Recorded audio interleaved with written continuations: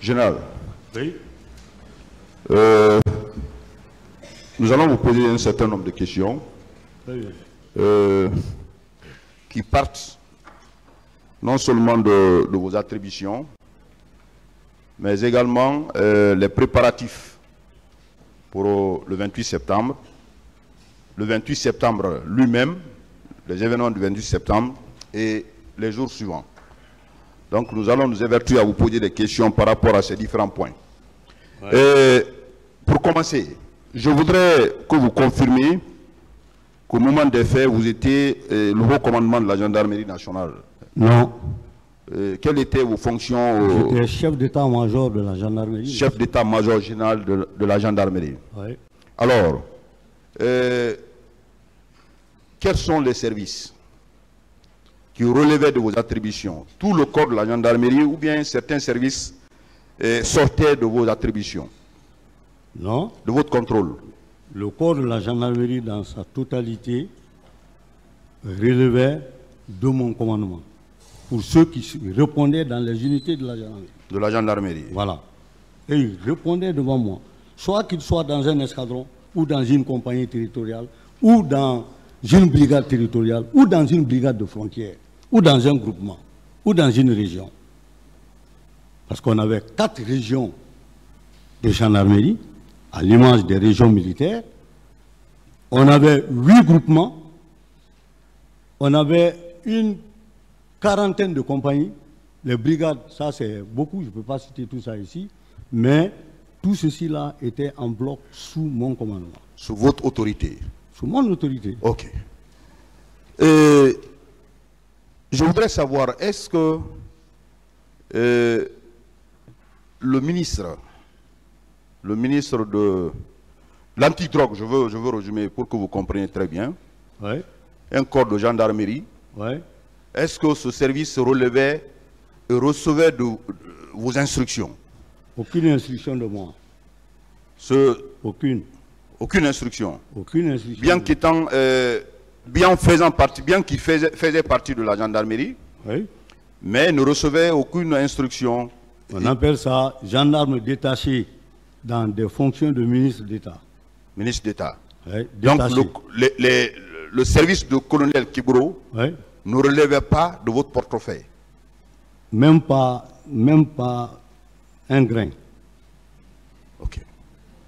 C'est une précision très importante qu'il fallait savoir. Si vous voulez, je peux un peu... Il était ministre d'État à l'époque, membre du gouvernement. Ministre d'État, membre du gouvernement. S'il a des gendarmes sous sa responsabilité, c'est pas moi qui vais aller poser des questions là-bas.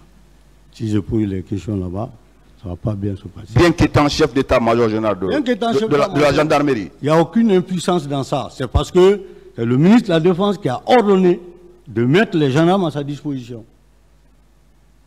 Ces gendarmes-là étaient à son fournier. Est-ce que ce détachement découle d'un acte de l'autorité, ou bien c'est les faits, ça vient comme ça? C'est un acte, ça découle d'un acte de l'autorité? Je ne sais pas s'il y a un acte ou s'il n'y a pas un acte. Le ministre de la Défense nationale, comprenez, monsieur le procureur, nous sommes des militaires. Quand le ministre de la Défense nationale dit laissez-le prendre les gens, on n'a plus rien à dire. Ok.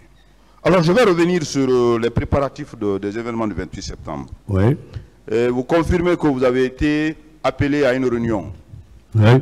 Une réunion qui a regroupé les différents services qui devraient intervenir le 28 septembre. Est-ce que vous pouvez nous dire clairement quelles sont les autorités militaires avec exactitude qui ont pris part à cette réunion de crise, Ce que je viens de dire à monsieur le président, avec votre permission, monsieur le procureur, le chef d'état-major général des armées m'a convié. Je suis venu trouver certains et d'autres m'ont y trouvé. Mais ce que je peux dire clairement, le chef d'état-major de l'armée de terre, à mon avis, n'y était pas. je pose des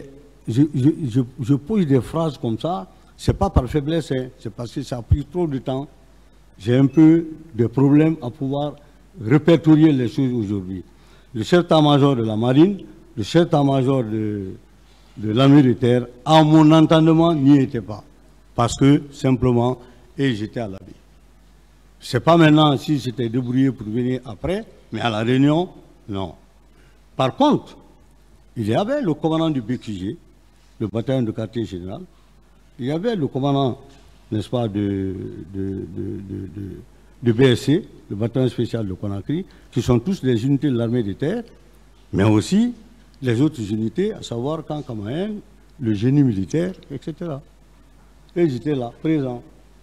Parce que les instructions qu'il a données, je le répète, vous qui êtes là, commandant d'unité, toutes vos unités doivent être casiers dans les unités, casernés au vrai sens du mot, avec les faisceaux, la gendarmerie et la police sur le terrain. C'est comme ça qu'on s'est séparés. Mais toutes ces unités-là étaient là-bas. Mon problème, c'est avec le chef d'état-major de l'armée de terre, de la marine et le directeur général de la police. Mais je crois que le directeur général de la police a été représenté par son adjoint à l'époque qui était plus mobile que lui. D'accord. Quelle a été la consigne? La consigne qui a été donnée à l'issue de cette réunion? Casernement. La consigne générale, oui. Casernement de tous les corps dans leur unité, au faisceau. Gendarmerie, police, sur le terrain pour le maintien de l'ordre. Okay. Alors je vais revenir sur le 28 septembre proprement dit. Ouais. Confirmez-vous que vous étiez sorti après avoir, au retour de cette réunion, vous avez, comme vous l'avez dit dans vos termes, vous avez ouvert le poste, et le commandement plutôt, où vous avez répercuté les instructions que vous avez reçues. Et le matin très tôt, les hommes déjà étaient en place. Oui, monsieur le procureur. Les différents escadrons étaient déjà en place, oui, le 28 septembre. Oui. Et vous-même, vous avez pris le soin de sortir. À quelle heure, je voudrais savoir, vous êtes sorti pour contrôler effectivement est-ce que les hommes sont en place? Là, vous allez me faire du mal parce que ce jour-là, très sincèrement, je ne me faisais pas le devoir de regarder les montres. Je vous ai dit que j'avais un problème très sérieux. Premièrement, des jeunes recrues, nouvellement reversés dans les escadrons, en charge du maintien et du rétablissement de l'ordre public, dont les formations n'étaient même pas terminées, avec des anciens, disons, à la limite de la force. Quand vous ne suivez pas ça comme votre œil, ça peut se casser en un endroit. Donc ça, et regardez l'heure, il est quelle heure, machin, franchement, je ne veux pas... Alors, arrivé au niveau de l'esplanade, oui. Oui ou non, vous avez constaté la présence d'un dispositif de la gendarmerie? Quand vous êtes arrivé, vous avez trouvé... Non, j'ai trouvé 3 ou 4 officiers sur la route, à l'angle.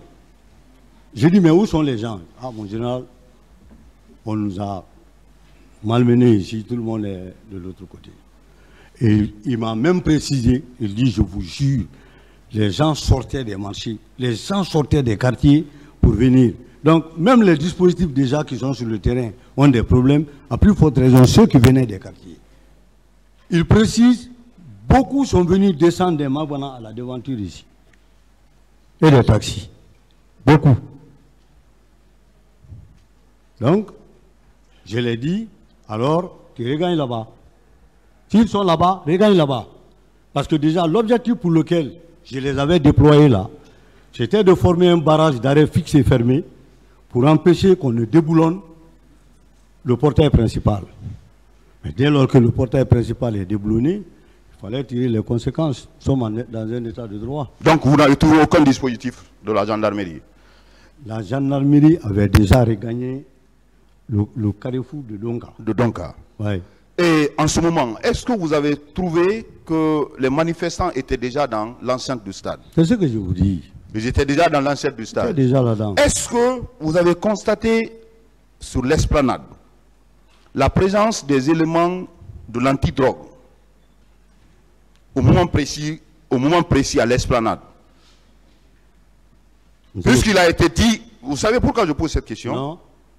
Il a été dit ici que les éléments de la gendarmerie, les éléments de l'antidrogue de colonel Tebro n'ont pas eu accès à l'intérieur du stade.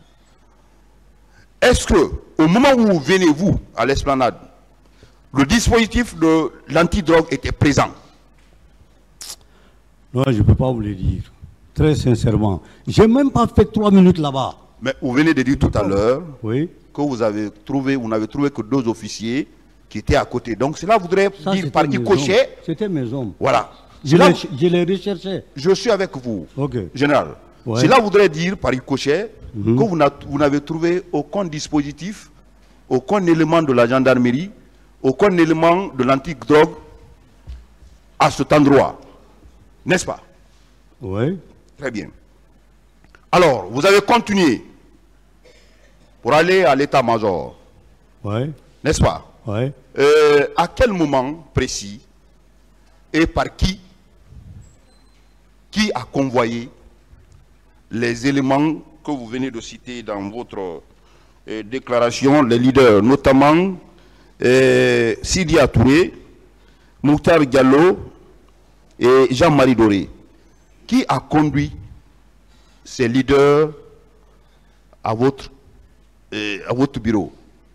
L'officier de garnison de la gendarmerie, bien que malade aujourd'hui, à la retraite, m'a dit avec clarté que c'est Toumba qui est venu les déposer là. On les a dit de rentrer. Donc c'est Toumba, commandant Toumba, qui a conduit ces leaders à l'état-major. Oui. Quand il les a déposés, il a pris du temps ou bien au même moment il les a déposés et il a pris la route pour quitter? L'officier de garnison est monté. Je crois que c'est le secrétaire général ou mon agent à l'époque qui l'a dit. Monte rapidement, tu informes le chef d'état-major. Il n'a qu'à venir, c'est urgent parce que le sang coule. Donc, je suis venu en courant des escaliers, trouver qu'ils les ont déjà fait rentrer. J'ai aidé à la garnison. Quand j'ai fini de m'entretenir avec M. Jean-Marie, j'ai tourné par là-bas et j'étais déjà parti. J'ai dit à la garnison, qui les a envoyés ici?